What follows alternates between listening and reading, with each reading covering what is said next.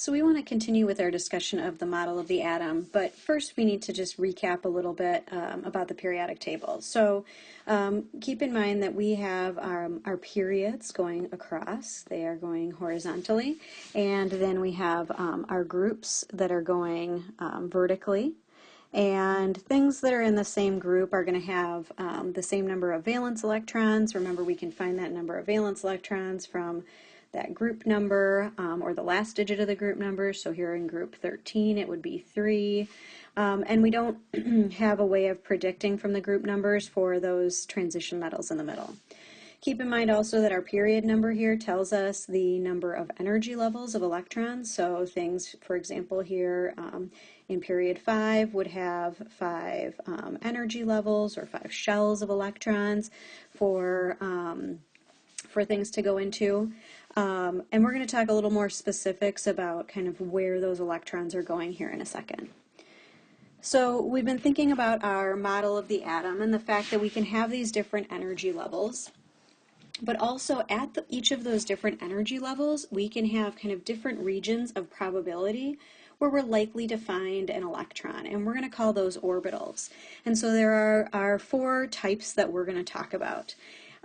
We have the s orbital. S is just spherical, and so they're going to kind of create these kind of nesting spheres as the size increases with n. So again, that n value, which is really what this value is here, is telling us kind of the distance from the nucleus.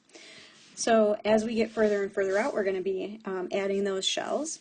We have a p orbital, and p looks kind of like this. Last year we described it as a pair of pairs. So you may have seen me draw it a little more like this. D is next, and D is really a double dumbbell. So we have these kind of 4 lobes that will exist. Or we had our dumbbell with a donut going around the middle. And again, they're just each different regions of space where we can find electrons. But notice that they're becoming more and more complex. And so, you know, as they become more and more complex, it takes more energy to put electrons there. So the more energy that electrons have, the farther out that electron density will be from the nucleus. One last type of orbital then is the f orbital, and so these are really, we always called them last year, far too funky, and you know, you don't need to know the shapes of these necessarily, but it does help, I think, in thinking about how they become more and more complex. So we talked last year about different regions of the periodic table that these related to, and so we talked about kind of these blocks. So we have the first 2 groups here. Those would be our S block, so elements that are in those have their outermost electrons going into an S orbital. We have, and helium would also actually be part of that. Then we have our P block, which is right here. So this is P. We have the D block, which is here in the middle, the transition metals. And then we have the F block that is down here below. And those blocks tell us kind of how many electrons can actually go into each orbital. And so notice that the S block is actually 2 blocks wide, so S can fit a maximum of 2, so 2 max. Whereas the P is 6 blocks wide, so P orbitals can fit 6 max. D, it's 10 blocks wide, so it can fit a total of 10 electrons, and F can fit a total of 14 max. So what we want to really focus on here today are electron configurations. And electron configurations are going to help us think about chemical properties and make predictions about chemical properties. So again, chemical properties depend on the number and arrangement of the electrons that are in our atom. And you know, usually it's only the valence electrons, valence, again, those outermost electrons that are going to come into play. So we want to be able to describe those even better. One other thing that you need to know is that electrons actually have spin. And so in 1920, chemists realized that electrons actually interact with a magnetic field. And so one more thing to kind of explain about the behavior of electrons is the fact that they have what we call spin. So we talk about them being either spin up or spin down, and it might be a little hard to see on your notes, but if they are spinning one way versus spinning the other way, kind of clockwise versus counterclockwise, that's going to affect how they act in a magnetic field. And so just quick aside here about magnetism. So magnetite is a natural magnetic oxide of iron. In 1600, William Gilbert concluded that the Earth is also a large spherical magnet with a magnetic south pole at the geographic north, actually. Never forget that opposites attract and likes repel, whether it's opposite poles of a magnet or opposite electrical charges. With that, I'll also mention paramagnetism, and so there's a couple of terms here that you'll sometimes hear. Paramagnetism, or paramagnetic, diamagnetic, ferromagnetic. So diamagnetic is really something that is not magnetic, okay, kind of the magnetism dies. In fact, they are actually even slightly repelled by a magnetic field, and this happens when all the electrons in a substance are paired together. So we'll talk about what that means a little more in a minute. Paramagnetic would have to have things where we have one or more unpaired electrons. And so they are attracted to a magnetic field, but they can lose their magnetism when removed from that magnetic field. And then ferromagnetism. And these things retain their magnetism once they're introduced to something magnetic, and then removed from. And then even when they're removed from it, they'll maintain that magnetism. So all of these things can be explained based on these electron spins. So each electron has a magnetic field with north and south poles. Electron spin is quantized, meaning it's in these specific quantities, such that an external magnetic field only in an external magnetic field, I should say, only two orientations of the electron magnet and its spin are possible, and so those two are plus 1/2 or minus 1/2.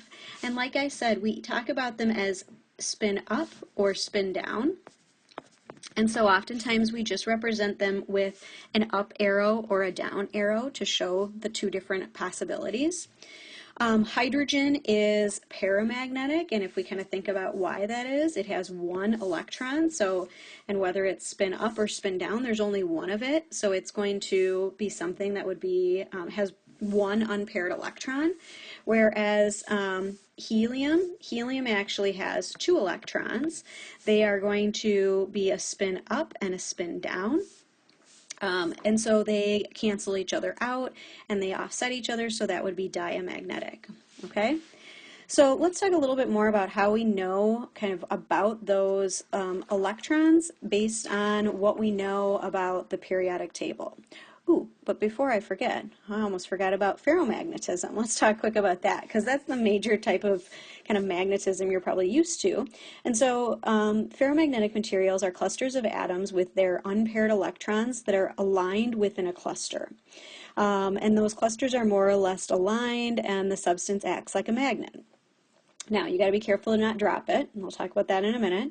Now, when all of those of the domains represented by the arrows in our picture there are aligned, it behaves like a magnet. So this is our magnet that can stick to the refrigerator, okay? What happens if we drop it, though, is that those domains go in all different directions, and it no longer operates as a magnet, okay? And so we need to have them kind of more or less all going in one direction versus the other for it to work. Now, to think about our electrons and what's happening with them, it's really important that we know one more kind of rule here along the way, and that is what we call the Pauli exclusion principle. And so in 1925, Wolfgang Pauli stated that no two electrons in an atom can have the same set of 4 quantum numbers. Okay, so what does that mean? If we think about this like, you know, students sitting in a classroom, I cannot in the same class period assign two different students to be sitting in the same seat. That's not possible. Okay, so electrons are very much the same way, that they cannot occupy kind of the same exact space for an atom in the orbitals. And so this means that no atomic orbital can contain more than two electrons. And for two electrons to occupy the same orbital, they have to have opposite spins. So, for example, if we talked about that s orbital, and so we just used a box to represent it. Maybe I'm not very good at drawing circles. And it can have two electrons in it. So I might have one that's a spin up and one that is a spin down, but I would not be able to have both spin up. That is not going to be possible. I could not have both spin down either. That is also not possible.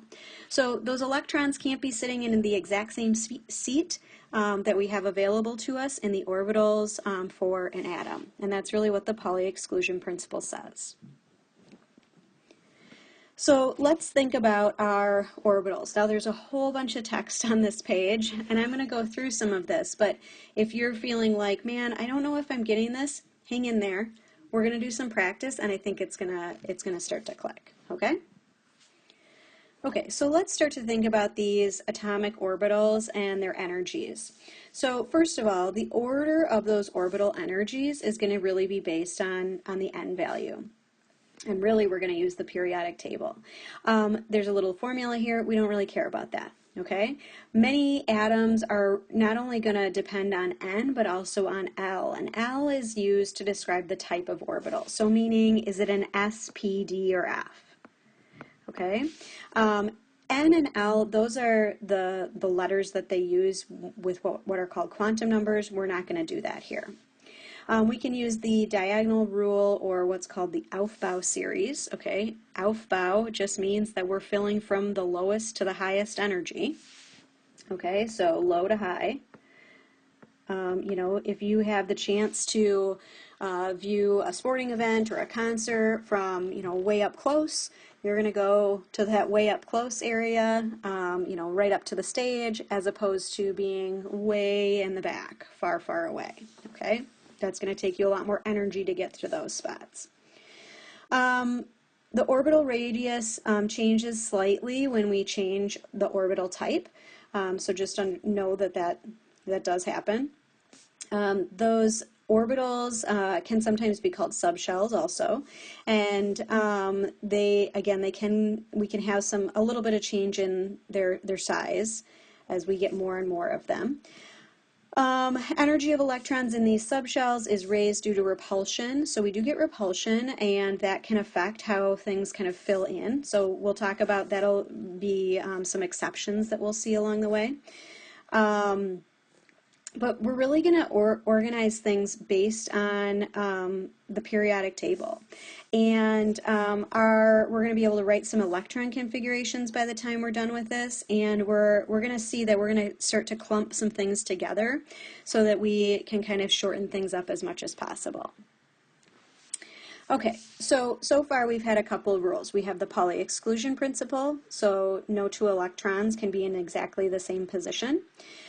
We have, if we go back one, we have Hund's rule, the Aufbau series, Aufbau rule, we're going to fill from low to high. And now we have Hund's rule here, okay? And this is essentially what I like to think of as our electrons are not going to share seats on the bus if they don't want to, if they don't have to. So just like with filling in seats on the bus, everyone will take their own seat before they start to double up usually. We see the same thing here, and that minimizes those electron repulsions, okay? So this is just kind of a little recap here of some things, what kind of orbitals we can get at each energy level. Notice that at the first energy level we can only get S, at the second we can get S and P, third SPD, four SPDF, and you might be saying, what the heck are G and H and I? Okay, well, those are what we propose would happen next if we had elements that were big enough to contain those. So here's where we want to focus our time. We want to think about our electron configuration. So remember, when we talked about the periodic table before, we said, you know, we have these different blocks. Now, one thing that we have to be careful of is that we do have a little bit different numbering here in the center with the transition metals and with our rare earth or inner transition metals down here at the bottom. So we want to think about that a little bit. Notice that our N value is going down a little bit for those. So we're going to have to take that into account as we go. Okay? So to write an electron configuration, what we're doing is we're really writing kind of the address for where electrons are living in our atom. Okay? And so if I started out and I thought about hydrogen, okay, hydrogen's up here, it has one electron, and that one electron is in the 1s orbital. So the 1s is telling us where it's living, kind of the 1 being like the street it's living on, the s being the house it's living in, and then we would put a 1 as an exponent to tell us how many electrons are there. Helium, okay, would be the next one I would go to. So helium would be 1s. It's got that 1s1 electron just like hydrogen, but then it's got another 1s1 electron. Well, instead of writing those as two separate things, what we're going to do is we're going to combine them, and we will just write 1s2. So there are 2 electrons in an s orbital at the first energy level, is what that means. If I continue down, if I went down to lithium now would have those same 2 electrons that helium had, but now I'm going to be down here, so then it's going to be 2s, and there's 1 electron there. If I went over to beryllium, I would have 1s2, and then I'd add on another electron here in the s, so I'd have 2s2. Okay? If I continue on, I'm going to erase a little bit so we can see. If I continue on and we go over here then, okay, so now I'm over here at boron. Boron is going to be 1s2. So I filled in the 2 boxes for the 1s. Now I'm going to go through the 2s, so I will have 2s, and I'm going to have to travel through 2 boxes there, so 2s2. And then I'm going to have this box as my last one. Notice that's still at the second energy level, so 2, but now I'm over here in the p block, so 2p, and it's just 1 box in, so 1 electron there, so 2p1. Okay? So we've got some other ones for you to try here. Some of these are pretty challenging, but why don't you take a second and pause and try cadmium, and then we'll check, and then I'll talk about some of the other ones that we have here.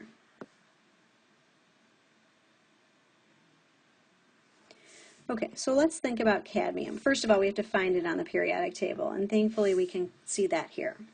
So cadmium, we're going to still go ahead and start here at 1. We always start with hydrogen, so we always start with 1s, and we're going to figure out how far we have to travel. Okay, so I'm going to have to go through both of the 1s, so 1s2, then I'm going to come down here to 2, okay, so 2s, I'm going to go through both of those to get over here, so 2s2, then I'm going to have 2p, I'm going to have to go through all 6 of those boxes. I'm just going to keep following in order of increasing atomic number, because that's going to give me the order of increasing energy. Okay, so 2p6, then I have 3s, 2, I'm going to keep going over, then I have 3p, and I'm going to go through all of those, 3p6, come down here to 4, so 4s. Notice that I'm going to go through the 4s2, and then I switch. It's going to go into the 3d now. And again, the reason for that is because the d orbital is more complex, so therefore it's a little higher energy than our very simple spherical 4s orbital. So I'm going to travel all the way through the 3d, so 3d10. Then we have 4p6. I'll come down to 5. So I'm going to have to go down here, 5s2. Then we're going to have the 4d, and we're going to come all the way over, and it is in the 10th box there, so 4d10. Now, that is a really long electron configuration, okay? And so there, are ways to shorten that up. One of the ways that we can do that is using what we call noble gas configurations. And so to do that, what we're going to do is we're going to look at cadmium here, and we are going to go back from cadmium to the previous, noble gas, okay? So, which I can't actually see, okay? So maybe we'll do it this way. Okay, so it has to be the noble gas that came just before. And so in this case, that is going to be krypton. So I could say, okay, it has all the same electrons as krypton. So I'm going to put that in square brackets. But then some extras. Well, what extras did it have beyond krypton? It just had the 5s2 and the 4d10. I can only put a noble gas here because those are stable, they aren't going to react, it's hard to, energy-wise, to remove electrons from that, and it's a really stable core, okay? And so if we looked at, for example, lanthanum here, well, lanthanum, we would go back to the previous noble gas, and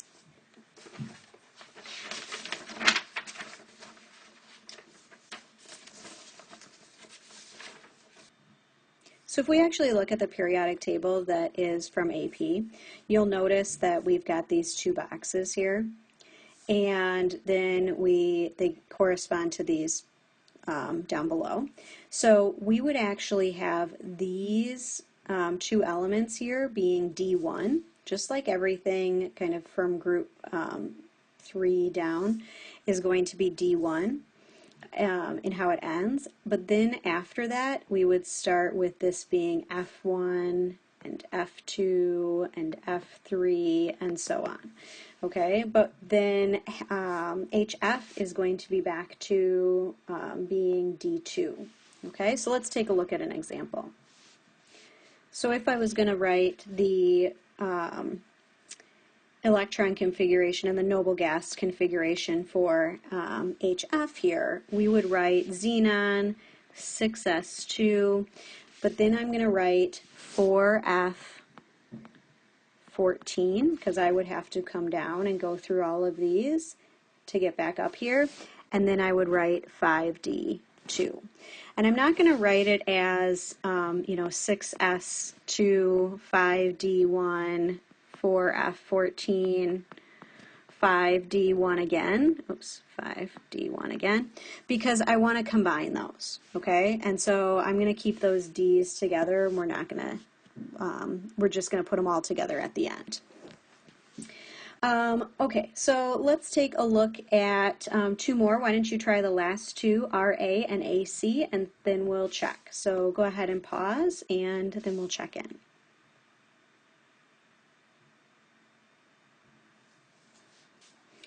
So if we're thinking about RA, again, I'm going to go ahead and use the noble gas configuration. If it's anything under, the third period or under, I can write it all out. But if it is more than that, I will oftentimes just write that noble gas core configuration. So if I'm thinking about RA, the noble gas that was just prior to that was RN. And then after that, it is going to be 7s2. By comparison, then, if I thought about AC, AC is going to be RN, okay, 7s2, 6d1.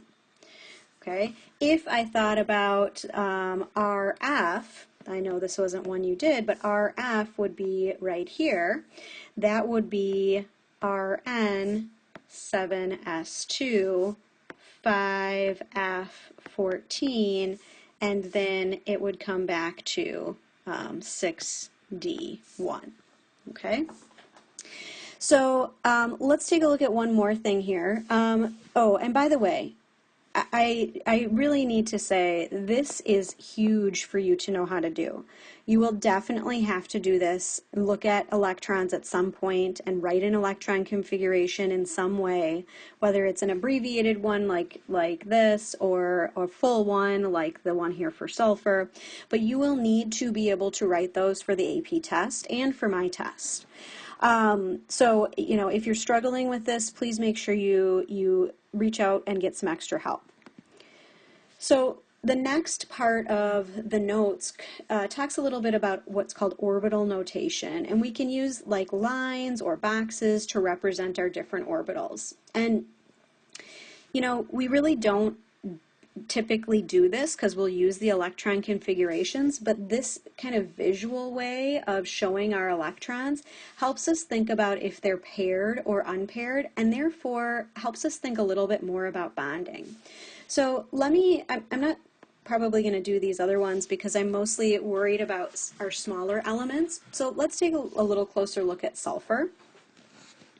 When we're writing out the configuration here for sulfur, or this orbital notation for sulfur, we're really taking that electron configuration, so 1s2, 2s2, 2p6, 3s2, 3p4, and thinking about how that looks in terms of electrons going into orbitals. And so sometimes you'll see over here or over here that they will show it kind of in this way vertically. Sometimes they'll just show it horizontally. Sometimes they'll show it as boxes.